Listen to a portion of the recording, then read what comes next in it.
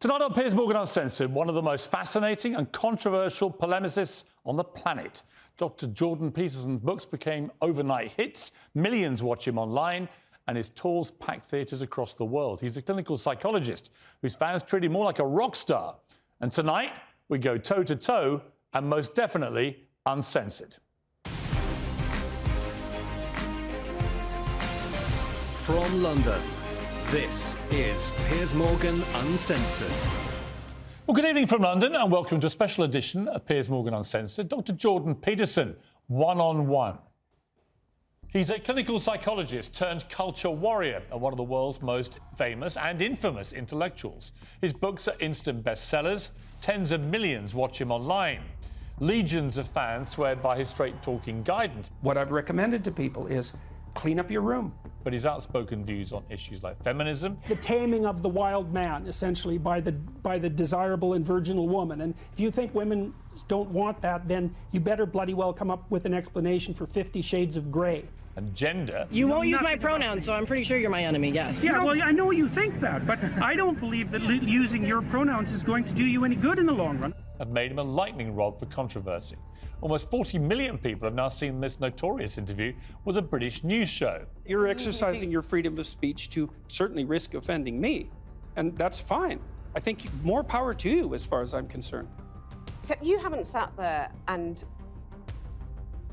I'm just trying to work that out. I mean... Ha, gotcha. Celebrity friends face criticism just for meeting him. He's loved, he's loathed, but he's never ignored.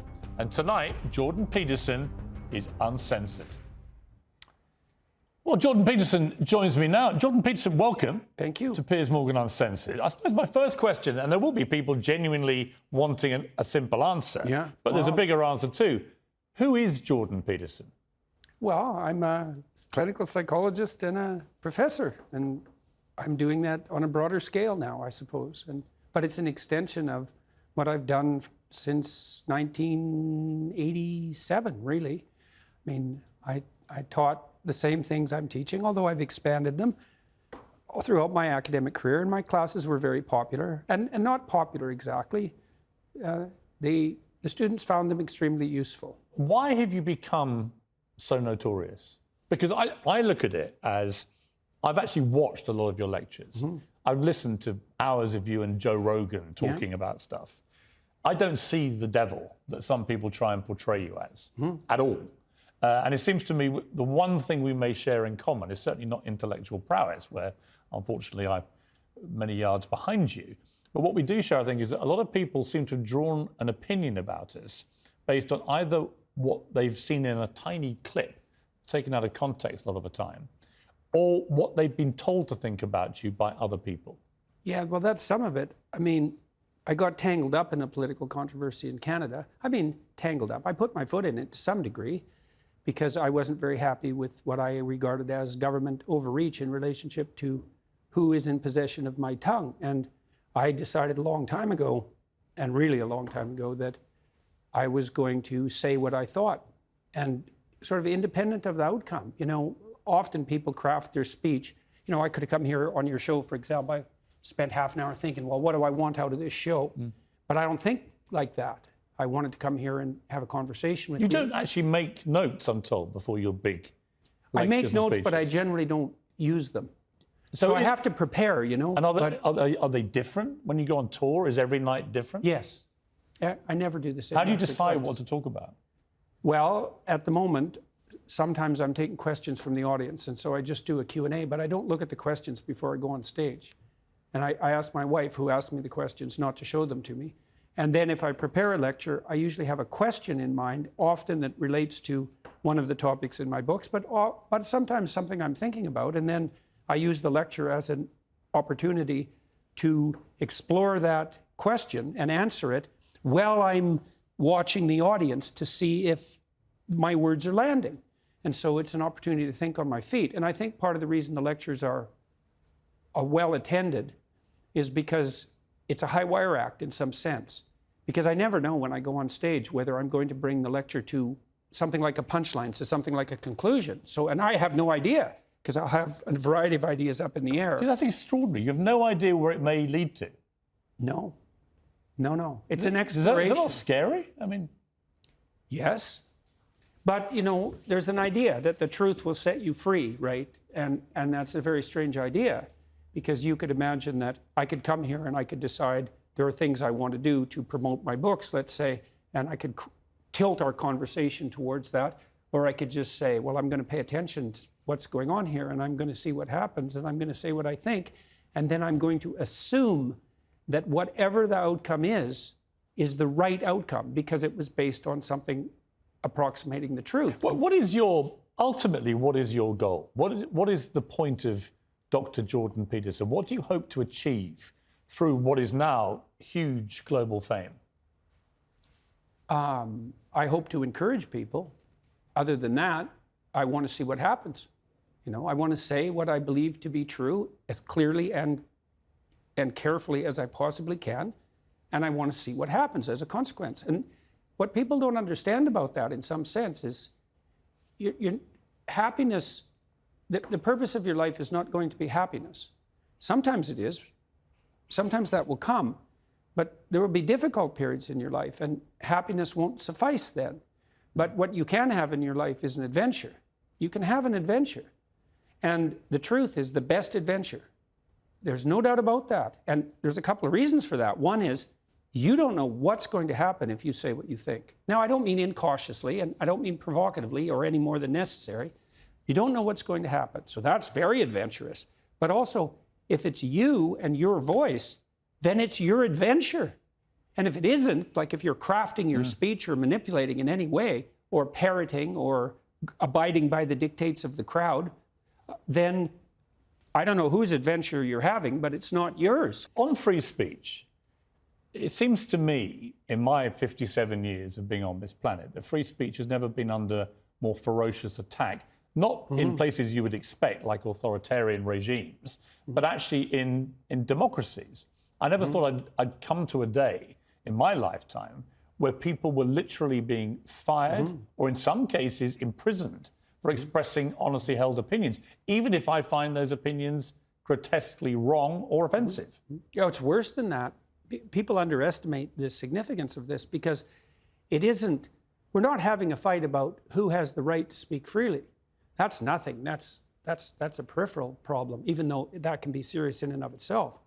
We're having a fight about whether or not your claim that free speech exists is nothing but a masquerade for your willingness to dominate and use power. And so if I was taking that tack, I'd say, it's all well and good for you to speak about free speech, but look, you're white and you're middle class and you're British and you're privileged, and you have this theory about free speech that your ancestors derived, but the only reason they ever derived that to begin with is so they could exercise their power. There's no such thing as free speech. That's just a lie to mask a power claim.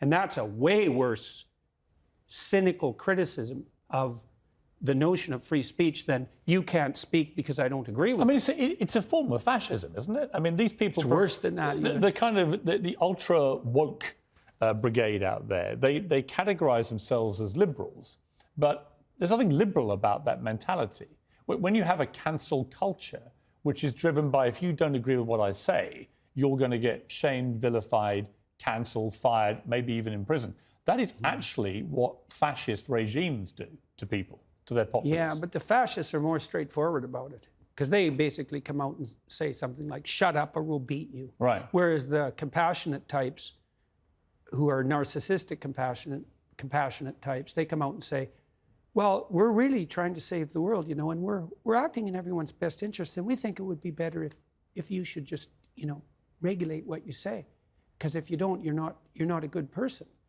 And so it's much more, I'd take the fascist bully over the compassionate narcissist anytime. They're way more straightforward. I mean, we live again in an era where the hashtag be kind almost invariably is used by people who are the least kind people I think I've ever encountered. In other words, people that love to be utterly vicious. Yeah, well, kindness... And yet they hide behind this fake persona of hashtag be kind. Yeah. Well, kindness is tricky, because one of the things you deal with very commonly if you're a clinical psychologist, apart from depression and anxiety, is, behavior therapists offer assertiveness training. And now, the people who need assertiveness training are often people who are too agreeable, compassionate, polite by temperament. Now, the problem with that is that they let people walk all over them because they don't stand up enough for themselves. And the consequence of that is they get resentful, and then they get bitter, and then they get conniving, and then they'll mob. And so, because they'll do anything for everyone else, but they push themselves beyond their limits, and then they won't even recognize the limits because they feel, well, if I'm not doing everything for you, then I'm not a good person. It's like, no, a good person does a little for you. Like if I'm acting properly with you, say in this conversation, there's something in it for you, and there's something in it for me, right? And we want that to be reciprocal. And so the cost of me bending too far in your direction is that I'll become bitter and resentful and conniving. And resentment is an unbelievably toxic state of being. Take a short break. I want to come back and talk to you about a random collection of people. Cristiano Ronaldo, the most famous footballer on the planet, the greatest in my opinion, and also Olivia Wilde, who's made a movie in which she said it's about you because you're the guy that drives some of the worst human beings on planet Earth. Yeah. We'll talk about all those things after the break.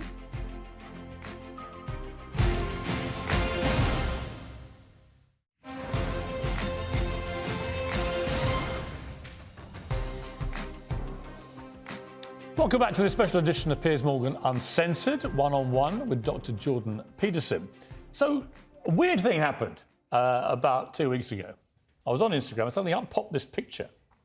And it was you with a friend of mine, Cristiano Ronaldo, the football genius, greatest player to ever play the game as far as I'm concerned.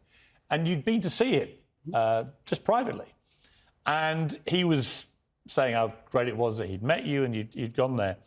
And all hell broke loose. He was bombarded with people saying this is outrageous, legend over, legacy finished, none of which would have bothered him because he'd heard all this kind of thing before. But the venom of it was from certain quarters was so pathetic, it seemed to me. So first of all, what were you doing with Cristiano? Why were you there? Well, he invited me to come and see him, and he had had some trouble in his life a few months ago, and a friend of his sent him some of my videos, and he said he had watched those, and then he read my book, one of my books, and found them very helpful, and he wanted to talk. So I went out to his house and we talked for about 2 hours.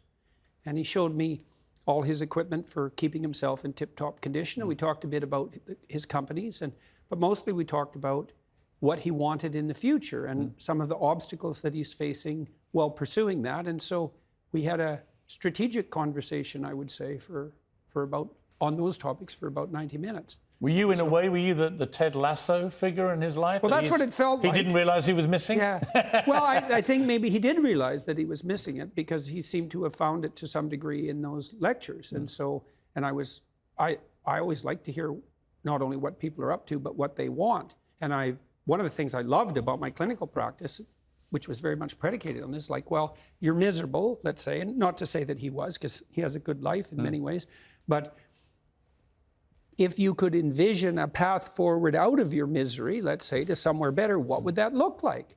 And it's not a question people ask themselves with enough depth.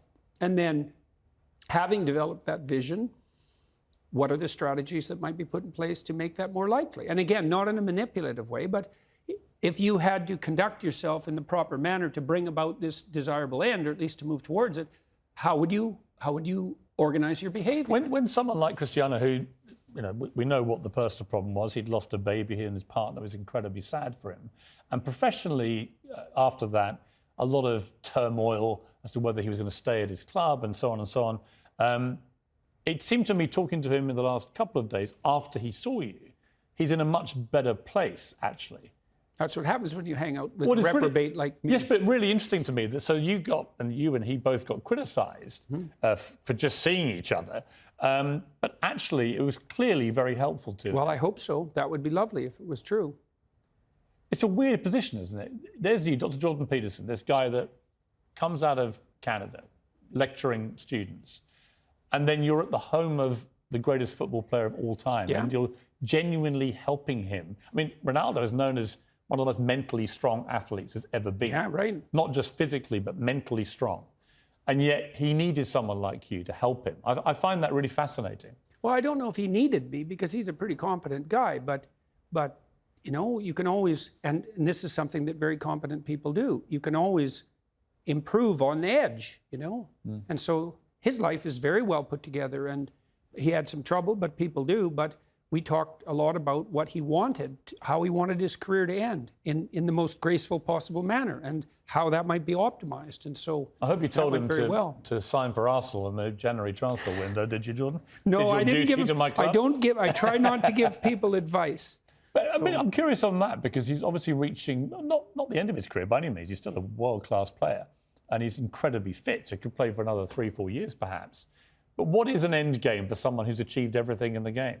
Yeah, well, that's a good question. It's hard for people who have had a stellar career, especially one that's to some degree predicated on youth, to figure out what to do with the rest of their life. Now, he's well set up because he's a very canny businessman, and he has a young family, and he has lots of friends. And as far as I can tell on that front, he's situated himself extremely intelligently. So I think it looks to me like the transition for him is going to be quite smooth. So, but that's a testament to his wisdom, because he made sure that his life was founded on more than one dimension of attainment, and that was very wise. And, does it make everyone you should do feel? that. Does it make you feel good that even people like him can find great solace from watching your lectures? Well, all that makes me feel good. I mean, I do think that this is part of the reason I keep going on these lecture tours, is that it seems to be doing people good. So let me ask you about kids. What you by kids, I mean young adults, really, and then into their 20s, trying to form their way through life. One of my favorite movie clips is Rocky Balboa, who's probably the non-intellectual version of Jordan Peterson in many ways, because he said this to his son. He was getting a bit spoiled and entitled and moaning about being Rocky's son and so on. And he says this to him. Let me tell you something you already know. The world ain't all sunshine and rainbows. It's a very mean and nasty place, and I don't care how tough you are, it will beat you to your knees and keep you there permanently if you let it. You, me, or nobody is gonna hit as hard as life. But it ain't about how hard you hit. It's about how hard you can get hit and keep moving forward. How much you can take and keep moving forward. That's how winning is done. Now, if you know what you're worth, now go out and get what you're worth. But you gotta be willing to take the hits and not pointing fingers saying you ain't where you wanna be because of him or her or anybody. Cowards do that, and that ain't you. You're better than that. I love that speech. yeah, it's good. What do you think of it? Well, that ethos was what lifted up Sylvester Stallone to stardom very rapidly with his first movie. And what do I think about that? I think that young people are literally dying for that message. I mean literally, they're so demoralized. It's just beyond belief. And so one of the things that's been painful about what I've been doing with my wife as we've traveled around the world for the last number of years is to see how desperate people are for an encouraging word. Let's take a break and find out what that encouraging word should be. I want to know why a lot of young people are very anxious about life. Why is that, and what's the best way for them to come through it? Yep. We'll deal with that after the break. More from Jordan Peterson in a few minutes.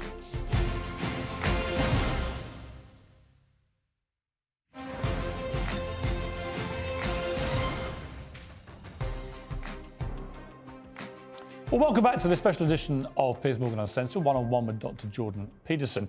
We left them on the cliffhanger with Rocky Balboa and his address to his son about how to grow a pair, for want of a better phrase. This idea that actually your life is defined not so much by success, because you're everyone's friend when you're successful, but by the knocks you inevitably are going to get, whether it's through losing loved ones, losing a job, losing a car, whatever it may be. You're going to get hit by blows in your life of differing magnitude. And I've always believed that how you deal with the downside of life really defines how you lead the rest of your life. Well, the clip is very interesting because it starts out with the admission that life is brutally difficult and sometimes unbearably brutally difficult. And you can see the progressives playing with that notion. It's warped into this sense of victimization, but it does reflect some understanding of the underlying tragic reality of life. And so it's good to get that right out on the table to begin with. Say, well, you're miserable, you have your reasons. And they might be deep reasons. But if you let the misery demoralize you and make you bitter and cynical and cowardly and make you withdraw, then first of all, that's a failure in the highest sense on your part, and all it's going to do is make everything worse. And then you might think, well, what do you have to respond to that? How do you respond to that catastrophe and challenge? And the answer is, and this is what Rocky is telling his son in no uncertain terms, is like, terrible as things are, there's a lot more to you than you can possibly imagine. And that if you face those things forthrightly and with some faith and courage, then you can have the adventure of your life and prevail even over catastrophe. And that's true. Right. So, I mean, I couldn't really get my head around why so many young people feel so anxious all the time compared to when I was young, when that wasn't really a big thing amongst my friendship group, certainly. But I reckon it's two things. One, social media, the constant bombardment of other people having a great time or looking great, often a false imagery, and that having to live up to false ideals. But also a conversation I had with Dr. Phil in America, where his explanation for it was that he said, you've got to understand that social media means that young people now are being bombarded all day long and all night long with quite shocking imagery. And he gave an example. He said, when I was young, he said, if a crocodile ate somebody on a golf course in Florida, the chances are I would never have heard about it.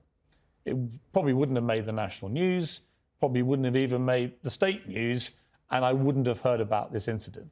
Now, it's quite likely that a video of the crocodile eating this person would be whipping its way around social media within half an hour. And young kids would be sharing it, disseminating it, and being exposed to this constant imagery all the time of quite unsettling and shocking imagery. What do you think of that theory? And I think that in itself was adding to a sense of everything's terrible. Well, I think it's a corollary of an information overload theory, right? I mean, one of the advantages to having the computational power we have is that everything is at your fingertips. And the disadvantage is that everything's in your face. And by everything, it might be 40 million pornographic images. Like, that's a lot. Or an endless array of tragic scenarios. And really endless.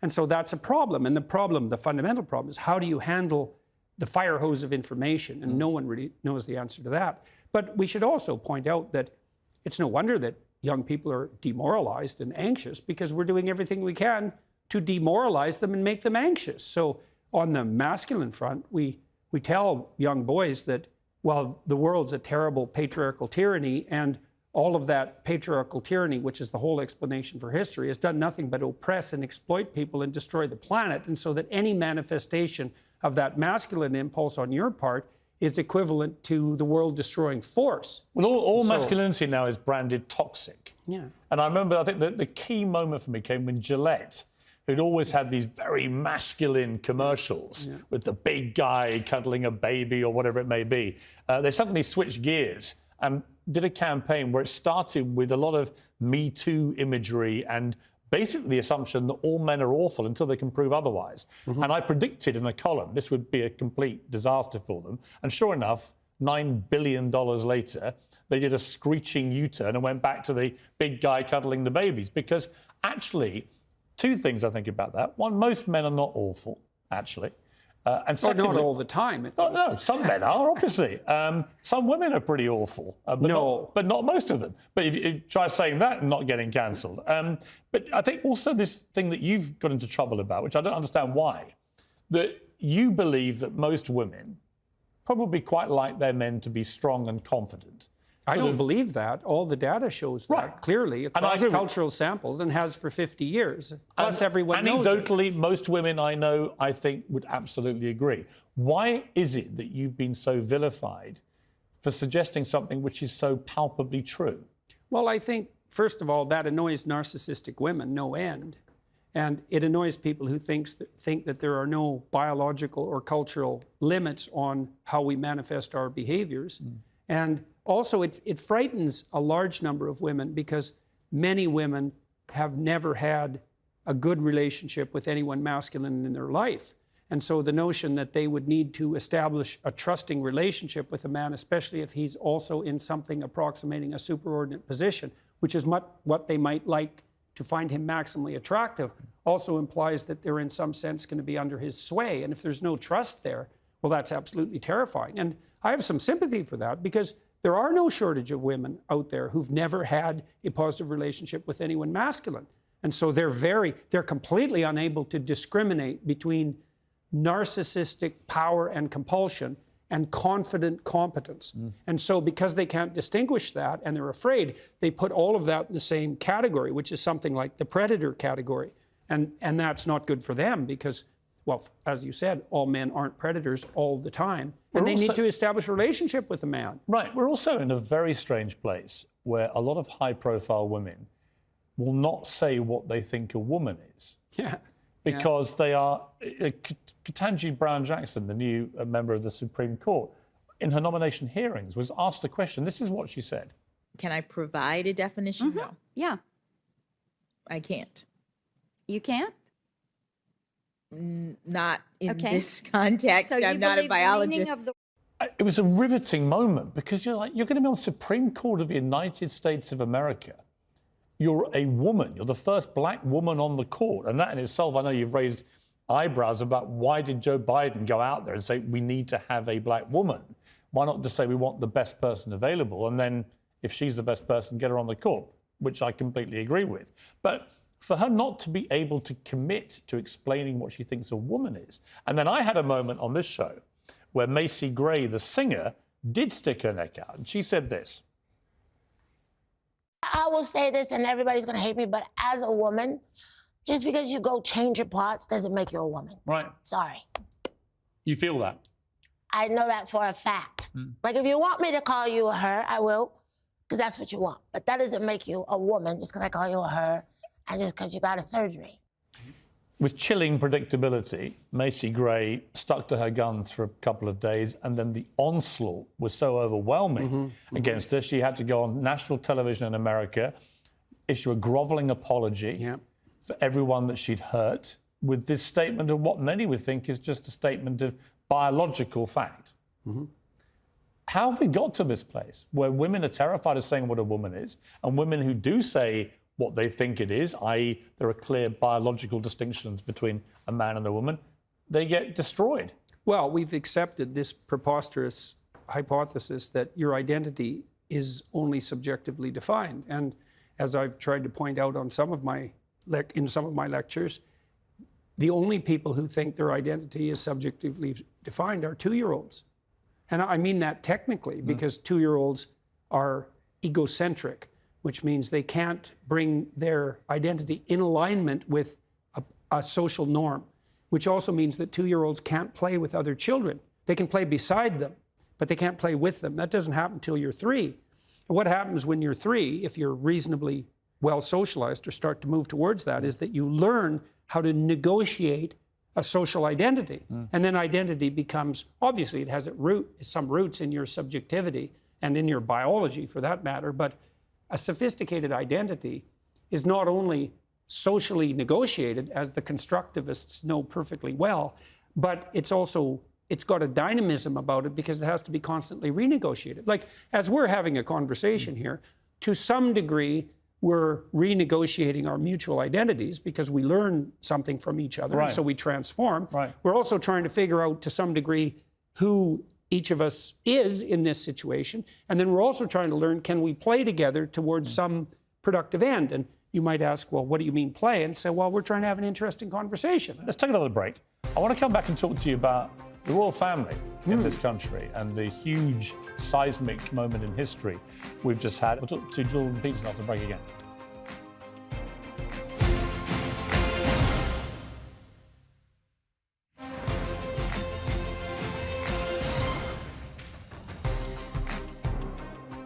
Welcome back for my final part with Dr. Jordan Peterson. The royal family and the death of this great queen and the extraordinary outpouring of love and respect, not just here, but around the world, actually. Biggest event of its kind I think I've ever seen. What did you make of it? What do you think of a monarchy in the modern age? Is it survivable? Well, I thought that what happened was extremely interesting psychologically, because Queen Elizabeth stood for or embodied a whole set of virtues, which is the right way of thinking about it, that aren't in the least bit fashionable, but in fact, they're the inverse of fashionable in some sense, but are desperately needed. And so you might say humility, dutifulness, careful emotional self-regulation, discretion, the antithesis of narcissism, all of that. And she managed it extraordinarily well for 70 years. And so whenever things go too far in one direction, there's a tremendous unconscious or implicit desire for something that would set it right. And that's what you saw happen. And not only on the personal front, but there's also all the pomp and ceremony, which is also archaic and unfashionable. That was all part of that you Brits managed so spectacularly. That was all. People are just dying for that beauty. What I felt was, I felt like the country, before this happened, 2 weeks before it, felt like the whole country was in a shambolic state, that everything was going wrong in our country. And in a way, the death of the Queen unified us in a way we hadn't been for a long time, certainly since Brexit. No one was talking about hot-button political issues or social issues. They're all talking about one thing. I mean, it also reinforced our national identity. Oh, yeah. In a way that actually made the world look on with great awe about the procession, our military, our royal family, the country. It made people feel good about Britain again. And therefore made British people feel good about themselves again. Yeah, well, you guys have lots to feel good about. And that's not the standard mantra of the modern world. You know, this is an unbelievably admirable country for all its flaws. And so, what do you find admirable about us? English common law, the tradition of free speech, sardonic and self-effacing humor that's so much a part of the culture. Our ability to queue for 13 hours to see a woman lying in state who's not even a member of our family. Right. Well, and to resilience, well, and to do that peacefully, and to do that in a spirit of mutual goodwill, and come to a place like London. It's unbelievably ethnically diverse, and yet it functions extraordinarily well. And what are your best traits, and what are the worst traits of Dr. Jordan Peterson? Well, I think that it's been difficult for me to optimally regulate my irritation at times over the last few years. And I'm trying to get that right, to figure out what because a lot of things that have happened have outraged me. And then I'm not exactly sure what emotional tone to take as a consequence of that outrage. And that's a very complicated thing to figure out. And that's been exacerbated, that problem, by the fact that my family and I have been the targets of very conniving and attacks and underground attacks, and that isn't stopping. I mean, another time when your wife was fighting a deadly cancer. Yeah, and my daughter was sick, and so was I. So so it's very difficult to regulate your temper properly under those circumstances, let's say. And so I don't imagine. Where have you most improved yourself, do you think, as you've got older? I get better and better at listening, you know, and I'm better and better at finding my way forward with the words that I choose. And that's it's just a continual, in some sense, incremental expansion. I've probably got better too at seeking out corrective information. So, for example, I got banned from Twitter recently for making a statement that I don't regret, by the way. But I had two friends of mine, grill me, and I put that on YouTube. It's called Mean Tweets. It was an hour and a half, I said. And both of them are very, very smart people. One of them's more liberal than I am, I would say, but a very good advocate for that liberal position. And I said, well, let's hash this out. There's some things I've said that have made people angry, and you think I made them unnecessarily angry, and that I was unnecessarily harsh in my tone. Did they change your mind? They changed my approach. You know, because one of the things I decided was that I would try to be equally judicious in my words, but that I would use a calmer and more measured tone. And I don't mean use instrumentally. I mean that I would attempt to make the effort to take as much unnecessary emotion out of the statement as possible. And so I started to do that in some of my more recent videos. I mean, I tried to do that before. I think part of the reason that my interview with Kathy Newman went well was because I kept my head. Yeah. And I didn't get irritated. I had a Yeah, I mean, she's a good friend of mine, and I watched it with great interest because I felt like you were slightly on parallel lines, and that maybe she would do that interview differently if she had her time again. Actually. I think that's highly possible. Yeah. So yes, I changed my approach quite dramatically. And what happened was that I read a Telegraph article I recently published about Deloitte, and it was a very cutting article. And I was really worried about publishing it because I think it was the most cutting article I've ever written. And I read it on YouTube very, very calmly and carefully. And what happened was the response was much more positive and much less negative.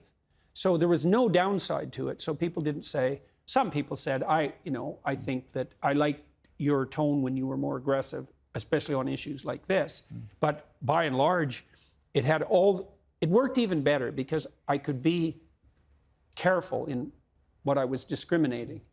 And then to ally that with calmness actually made it more potent rather than less. And so that was very interesting. And yeah, and I mean we had a very serious discussion about this, my friends and I. I had a lot of people with me in Miami when this was happening, across the political spectrum. We had a very healthy debate for a couple of hours about whether or not I had gone beyond some reasonable limit in the way I was conducting myself, say, on YouTube and Twitter. And some people were very strongly advocating for more of what I was doing and even harsher. And others were saying, well, you're alienating people that you could otherwise communicate with unnecessarily. See, it's interesting about the listening. Like one of my sons, two of my sons have come today because they just wanted to listen to this. Very unusual.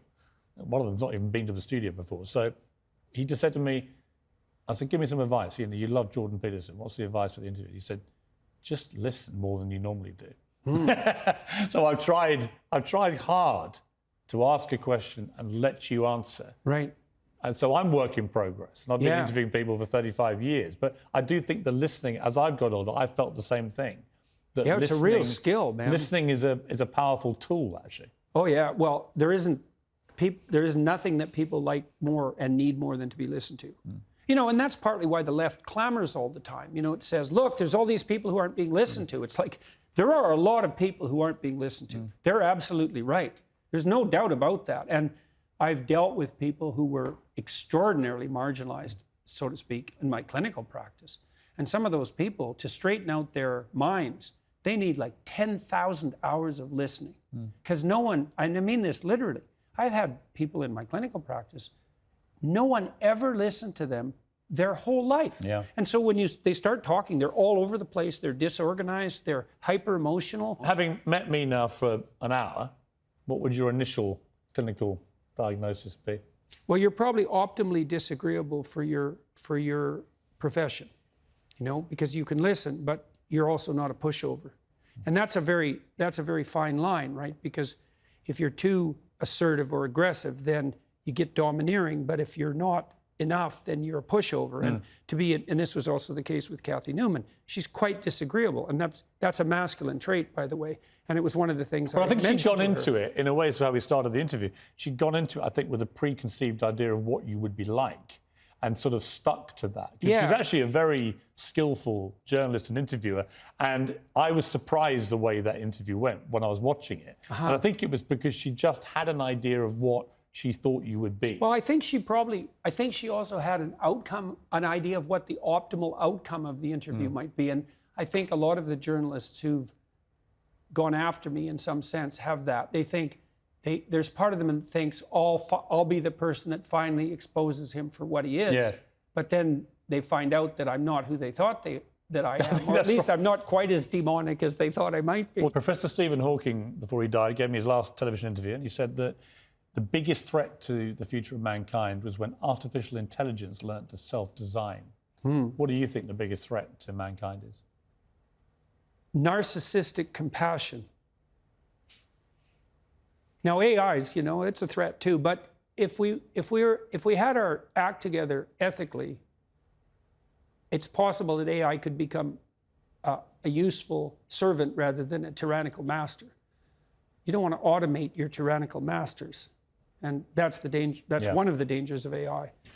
I've got to wrap it up. I don't want to, but I have to. I want to ask you just quickly, the film director Olivia Wilde has a new movie out, which she says is based on you, this insane man, this pseudo-intellectual hero to the incel community.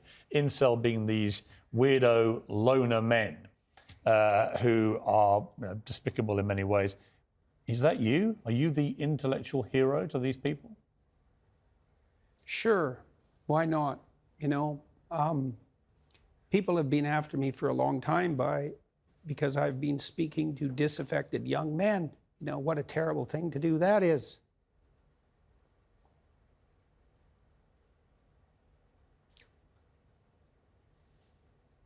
I thought the marginalized were supposed to have a voice. It's making you emotional. Talk about that. Well, God, you know, it's very difficult to understand how demoralized people are. And certainly many young men are in that category. And you get these casual insults, these incels. What does it mean? It's like, well, these men, they don't know how to make themselves attractive to women who are very picky, and good for them. Women, like, be picky. That's your gift, man. Demand high standards from your men. Fair enough. But all these men who are alienated, it's like they're lonesome and they don't know what to do, and everyone piles abuse on them. When she said that, Olivia Wilde, it stung you, didn't it? I saw the reaction. By reaction. that time, you know, that as far as critiques go, that was kind of low level. I mean, once I got painted as Red Skull, you know, magical super Nazi, that was kind of the end of the insults. There's no place past that. So when Olivia Wilde made those comments, the first thing I did was go look at the preview for her movie, which I quite liked. I thought I would go see that movie probably, and perhaps I will. It didn't really bother me. My family and I talked about it right away, and we were able to respond to it with some degree of humor, which then people completely misunderstood. I said I hope that, you know, that if I had to be played by someone, he's a very good-looking man, and so that seems all right, you know. And then I said something like, I hope he gets my fashion style choice right when he plays me. And it was a joke. All that was a joke. I mean, you've been so controlled today, and yet in that brief moment, you got very emotional. Why? It's really something to see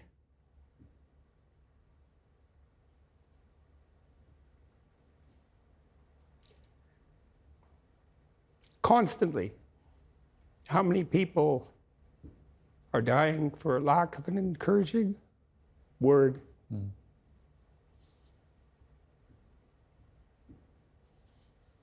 And how easy it is to provide that if you're careful. You know, give credit where credit is due. And to say,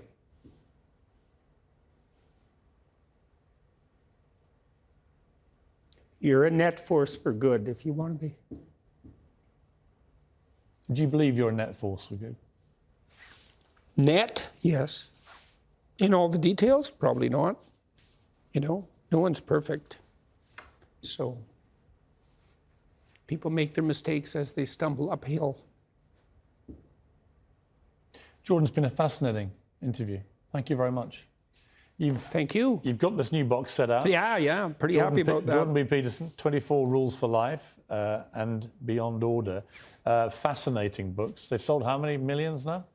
Well, 12 Rules sold 7, and I think Beyond Order is approaching 1 million now. So yeah, they're doing just fine. Did you ever think you'd sell that number of books?